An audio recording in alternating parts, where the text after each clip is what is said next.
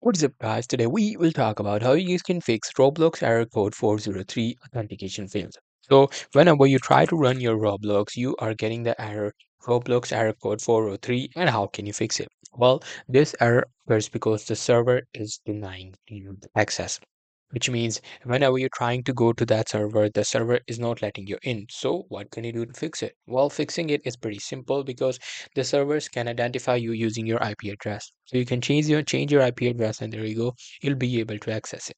So how can you change it? In order to do that, you have to use any of the virtual private network. So virtual private network is called as VPN. So you can search for free VPNs. Now you will be able to see there are a lot of free VPNs as well, and there are some paid as well. Just use or download the VPN according to you.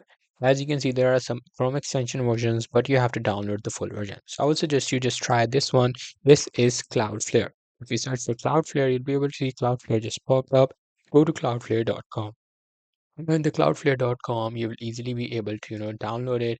Once you download it, you just have to install it, run it, and it will change your VPN. And after that, you have to try running your Roblox. So that's pretty much it. That's how I'll be able to fix the issue. Hope you guys find this video helpful.